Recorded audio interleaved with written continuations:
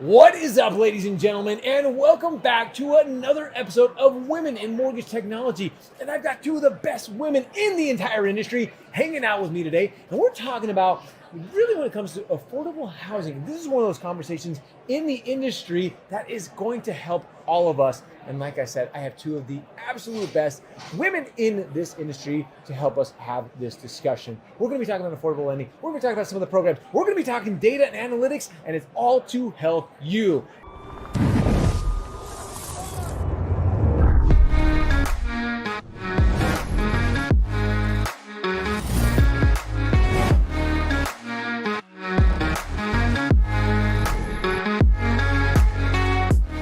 Today with me, I've got Courtenay Dunn, Director of Government Affairs, and then Lisa Fiondella. And that's how I'm going to say it today because she is the Vice President of Product Management. And ladies, so excited to sit down with you and have a brilliant conversation about this. So you're both veterans within this mortgage industry. This isn't your first walk in the park, so I'm excited to have both of you talking about this. Can you tell me a little bit about, and let's start with you, Lisa. How did you get started in this industry? Were you one of those little girls and said, Mom, Dad, I want to be a mortgage professional when I grow up. I want to talk about data and affordable lending, but was that your dream as a little kid? Actually, no. I wanted to be a banker because I thought money was really cool and I like playing with cash, so I don't know. But no, I got into this industry through the credit bureau world. So I started my career in working for Equifax and just really got to muck around in all different parts of the financial industry, and I really fell in love with mortgage because it's such a complicated transaction. It's so important but so complicated. So I spent a bit of time there in the mortgage industry, left and went to a number of different other parts of the financial services space, and doubled back a couple of years ago when I landed here at ICE Mortgage Technology, and love what I'm doing. I say, and love every minute of it along the way, yes, right? Yes, absolutely. See, and I'm sure, Corey, you're one of those same ones. You probably didn't imagine yourself being a mortgage professional, but how did you get to where you are today? Sure. First of all, thank you for having us. I'm thrilled to be here. Pleasure. I'm super excited to talk about something Lisa and I care so deeply about. So actually, my origin story is similar, I think, to a lot of us in mortgage, which is that my mom was actually in mortgage. So she's a notary and title agent, and growing up, I had the benefit of hearing stories directly from the closing table each day.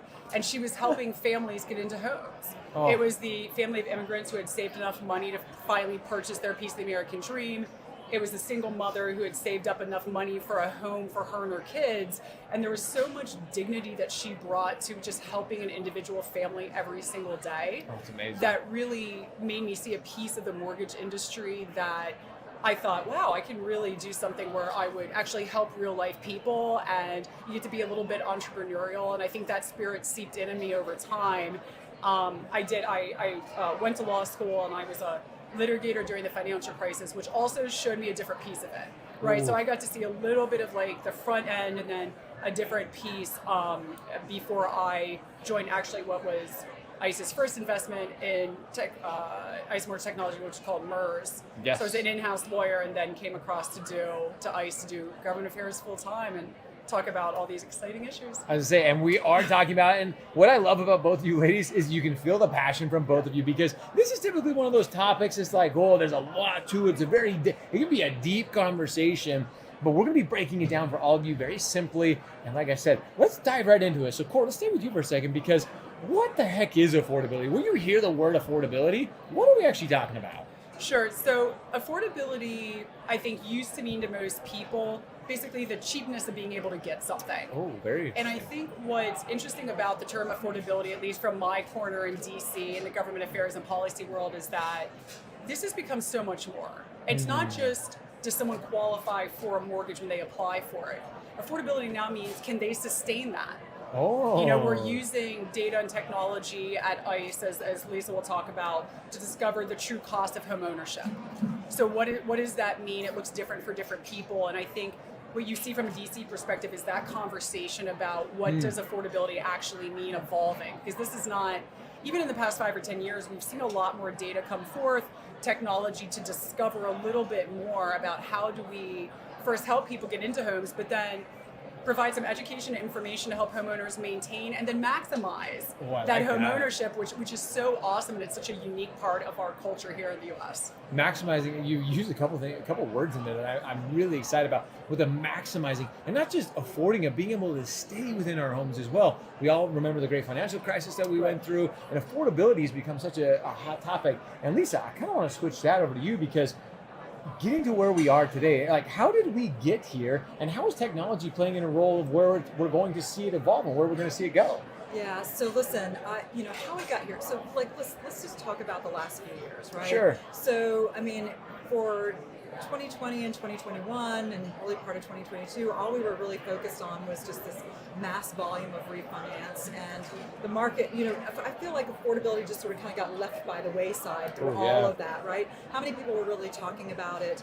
How important was it? During that time, we've also seen the price of homes just skyrocket. So when that happens, and when rental prices go off the charts, it basically prices people out of both rental and home ownership, which is a scary proposition, really, when you think about the low end of things. I think longer, just in terms of, okay, so the market's now shifted, right? And we're sitting here, and we're in a purchase market. We've got these, higher than ever home prices, and we've got people who are saying, and especially first-time home buyers, who are saying, I'm trying to figure out how to achieve that American dream. Like, I want to be part of that. What do I have to do to get there? And the reality is, just in a nutshell, the affordability proposition is broken. It's just broken, because the reality is there are so many different ways that consumers can be helped in terms of achieving this. But it's a disaggregated array of programs and services and so forth. And there's not really one solution that brings it all together. Of course. That's everything from your credit and how you qualify into it. It comes into like your down payment. If you don't have a down payment, how do you achieve down payment assistance? Where does that come from?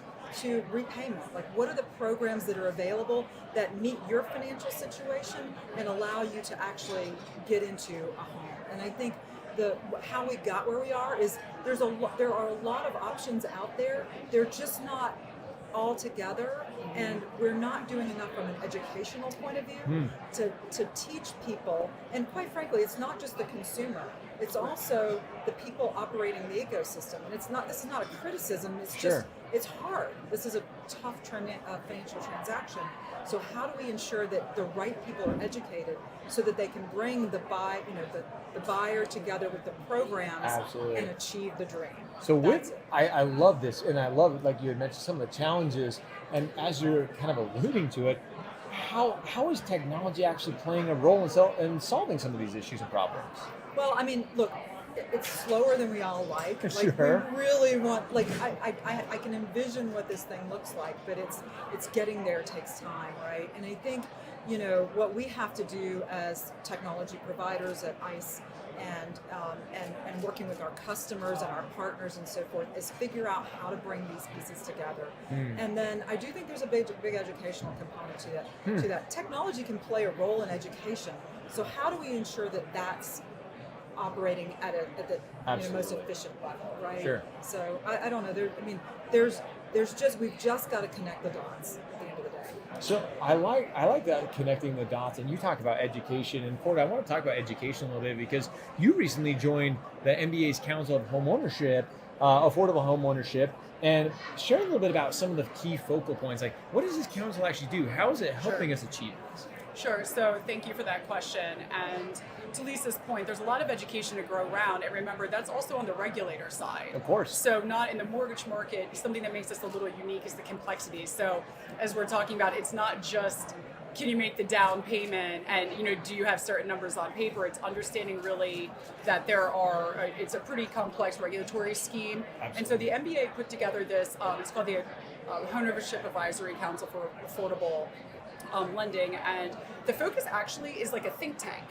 So it's fascinating in that it's really set up of a group of a wide array of stakeholders. So we have everybody from lenders to MI companies, home builders, folks, like me, I bring the technology and data angle, and through ICE, we touch a lot of markets. Yeah. So we have a really unique viewpoint into this because, again, it's not just the consumers, because remember, consumers only really face the lenders, but there is a very wide capital markets and secondary markets who are chomping at the bit to learn about the borrowers and who want to invest. We're hearing this. We're not only just making the connection with our technology, but we're trying to make the connection through the markets so that people can invest. They want to support these programs. They want to be able to understand how to manage their risk also an investment in these fields. So the council really is looking at opportunities for the MBA, the Mortgage Bankers Association, to advocate for policies. We work closely with their policy team, and then also make recommendations to what's called RESBOG, which is the MBA's Residential Board of Governors. So we sit down, we actually have 5 work streams for 2023, and they focus on a couple of the big items that the MBA and our staff side director, the Imitable Jordan Hartzman, has helped us put together for this council for this year. And the work streams are the Fannie Mae, Freddie Mac, Home Possible, Home Affordable program, and Lisa will get into that a little bit more, but they're really looking at the criterion for that program. Are they, is it appropriate? Is there room for a little bit of growth there to allow some extra room for people to get in? We have manufactured housing. We have there's something called FHA 203K, which has to do with some rehabilitation issues. Yep. We also have the positive rental income, because that's also a new area of evolving information to come in to understand affordability a little bit better. And so we will work throughout the year, with the MBA, send some recommendations and say, hey, this is from our perspective, this is our view. I've had meetings already where in the Fannie Mae Freddie Mac program, which I'm leading, where we're asking each other questions, saying, oh wait, did you see this? Yeah, so we're already collaborating across the stakeholder groups to say, hey, do you have this? And some folks have come to me and be like, you know what, you guys have done this, but you know what would be great for us? It's great to have the home builders there because they understand, they see it before anybody else. So I'm really excited about it. I'm very honored they've allowed me to work on this council with them, and I'm excited about what we're going to be able to sort of provide in terms of just industry feedback and education that the MBA can then take to the Hill and take to their board of governors to say these are some actionable items for folks who do this every day and are on the ground with people. Seeing a council like that is just so beneficial to, again, we're all trying to help the consumer achieve that dream of homeownership. Bringing those minds, that collaboration to truly come together and say, hey, we can talk through this. We can come up with these solutions. So it really is an exciting time in the industry. I know people are mentioning it's challenging, there are difficulties, and absolutely we go through those, but now more than ever, being able to leverage data, and with ICE in the position that they are, there's just so much opportunity, which Lisa, I want to mention because Core really brought up the Home Ready and the Home Possible. There's those programs in particular, sometimes lenders just don't quite understand them, and identifying the borrowers that might fit the needs or that might be in their pipeline, of really being able to put them in those. How is data, being able to leverage data in particular, how is it helping us to identify those people who could qualify for those programs better? Sure, and that's a great question. And before I answer that one, I want to double back a little bit on the technology question, because I want to make sure that this point gets across. The concept of achieving a real affordable lending program ecosystem is connecting a lot of dots, right? I said that a moment ago, but technology can do that for us, right? Like if you've got this program sitting here, you can basically technically enable it, bring it into the ecosystem, and then push it to whatever endpoint needs to understand it so that it can actually be utilized. And I think that's one of the things. I was not an expert on this, and I'm certainly still not, but I've learned a lot in the last year as we've been, as an organization, sort of talking about this challenge and really trying to, there's a lot of great product leaders on the ICE team here, and they all, many of them come from the industry, lots of years of experience. And, last June we sat down and we were like, what can we actually do to start raising awareness? What's within our purview that we can do now that won't take 3 years to build and, all that fun stuff. And so what we decided to do was we literally decided to start with data. And we basically said, okay, well, what if we took the criteria for Home Ready and Home Possible and we automated that and said, hey, for all of our Encompass lenders, as your loans are flowing into your pipeline, we're just going to bounce those loans against this criteria, and we're going to tell you whether that consumer may qualify for one of those programs. Not definitively, but may qualify. Then we're going to give you a set of analytics that are going to say, hey, here's the consumers that ended up in your ecosystem yesterday. You may want to take further look at a little deeper dive in there. So a little deeper dive. Now this was something, like I said, we were trying to get something done quickly, and so we could start understanding really what was going on in the ecosystem. We identified 10 beta customers, and they started going live in the beginning of January of this year. Through like the first 39 days, with these guys rolling on, over that time. Some of them have only been in the program for like 4 or 5 days. Wow. We've identified almost 7,000 potential affordable candidates at an average of about $205,000 per loan. That's $1.4 billion in loan value. Smokes. In 39 days. I say in 39 days. 39 days. So when you say, I get chills every time I look at those numbers, because I'm like, this is just 10 lenders. So what happens when we roll this out to our entire lender base? Sure. It's a great example of how data can help us identify and understand what's really happening in the ecosystem today. Now, the interesting thing is the 10 beta lenders are all saying, hey, can you put this information back into Encompass so I can actually have my loan officers take action on it? And we're like, yeah, that's what we need to do As a next. matter of fact. So as a matter of fact, we're working on that right now. So I don't have a date on it yet, but in the next several months, that's what we're planning on and rolling out. So taking the analytics, dumping them back into Encompass, and then just trying to bring this thing full circle.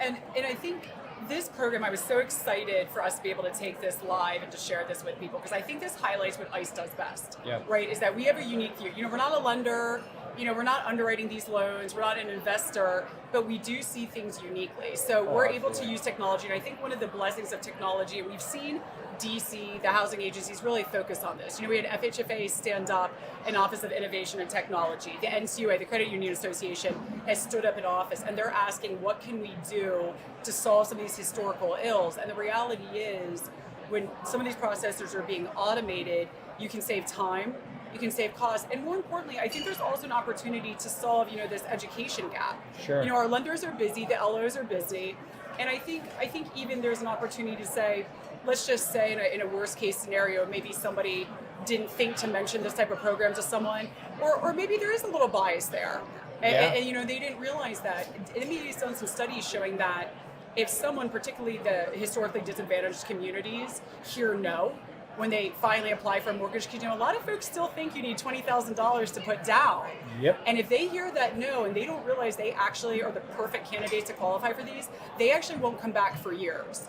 And our clients are there. The truth of all of this is that our clients are there. They want all of us, we talked about our origin stories, appreciate how personal a home is. Of course. And this process, and it can be tough, but we all want to put people, in homes that are affordable and sustainable, because that's the name of the game, because most of us do have such a personal connection. Oh, 100%. So I think I'm excited. I'm so excited to see where we are in 6 months, because it's something we've been talking about in DC. How do we make this better and easier with the programs that already exist? Because also, from a DC perspective, we now have split Congress. We have a presidential election in a couple years, and the reality is, we need to be thoughtful. We have great programs out there, but people don't know about them. Absolutely. So let's save them the time and energy. You can't, consumers, first-time homebuyers don't know to ask for a 3% down program or how they would qualify. So we're trying to make it easier for everybody so they can do what they're good at, which is serve the people on the ground where they are. Well, and that's just it. You mentioned for best practices, and that's one of those things, especially with lenders right now. What are some of the things that they can be doing when it comes to best practices of integrating the affordable lending into their businesses, but also doing good in their communities? Sure. So I think a refrain you'll hear from me quite often is that hope is not a strategy. One thing that is notable, and some data that we've had, again, from the MBA and from others, is that the cost to obtain a home loan now, and this is, I think, the MBA's data from its last published survey, is over $11,000 fully loaded.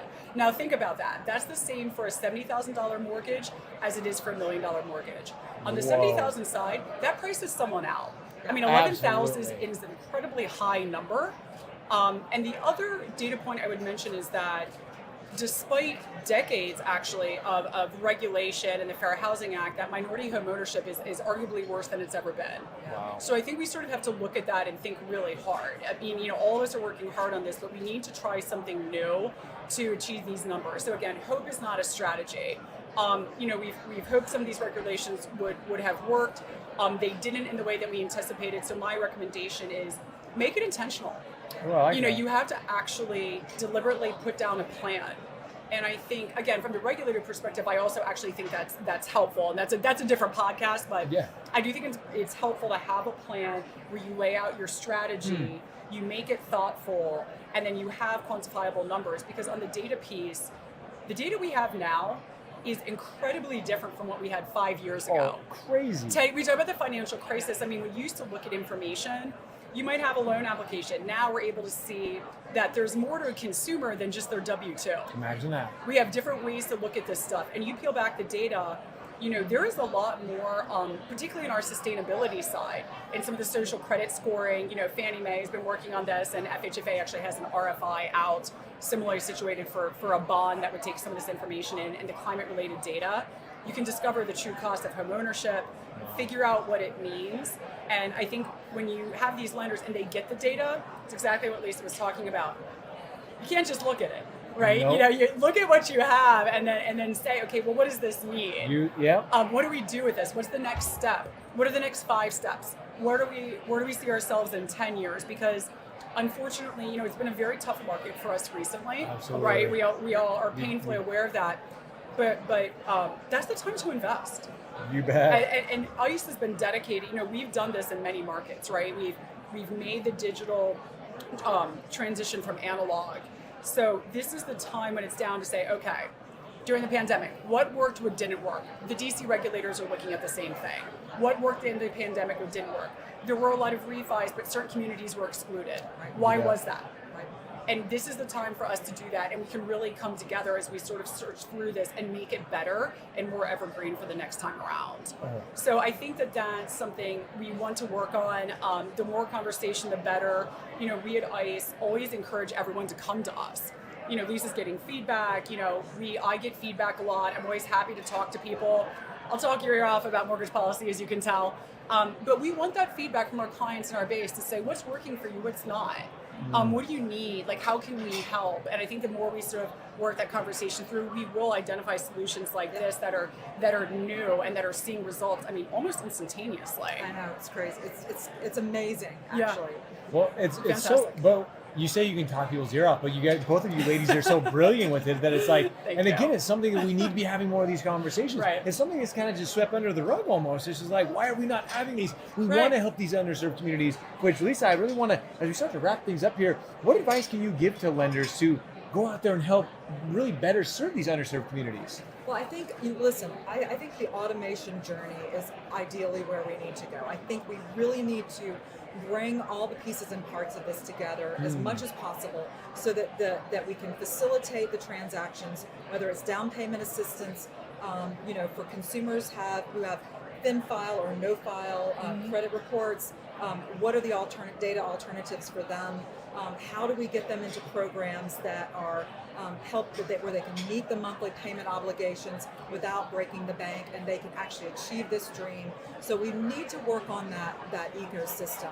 I think in the short term, awareness and education. Absolutely. Awareness and education are the best things we can do, because just one of the things we've seen with the small amount of analytics we're starting to produce is that the lenders can then go back to their loan officers and say, because sometimes these programs, it's hard to navigate. Right. I'm going to go tap a down payment assistance program. I've got to get them into, Home Ready, Home Possible. I've got to put all these pieces and parts together, and it's a harder transaction to execute.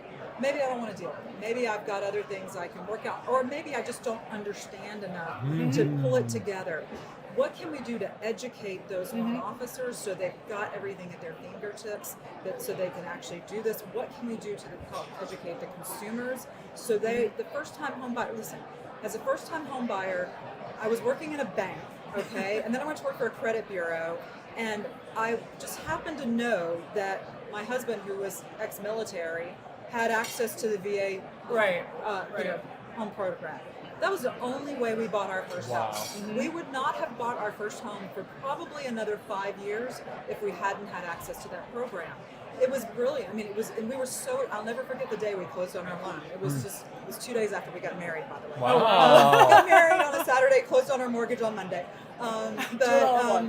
Anyway, it was exciting, and like I said, there's just, and that's just one example, but there's so many things we need to do, and we need to start this education process. We need to get awareness out, and then we also need to be working on this automation. And I think that's, I take that very seriously as part of the ICE family. I think it's, we are responsible for a big part of the technology ecosystem of this industry.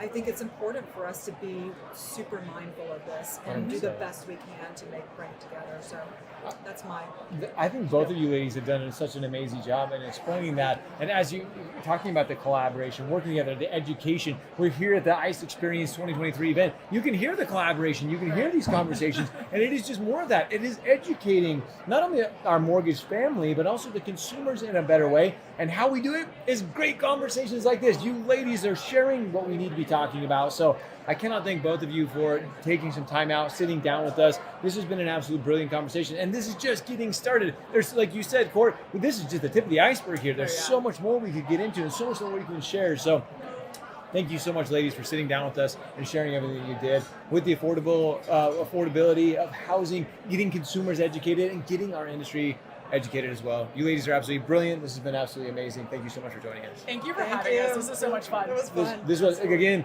ICE has done an amazing job in really highlighting so many of the women in mortgage technology. And again, it just goes to show, as both of you have mentioned, ICE Mortgage Technology is truly focused on bettering our industry and bringing people together so we can all win. And that's just it. So, guys, these ladies are absolutely brilliant. Thank you to ICE again for another amazing episode of Women in Mortgage Technology. Make sure you check out the past episodes as well. And so much more to come from here in Las Vegas from the ICE Mortgage Technology 2023 Experience event.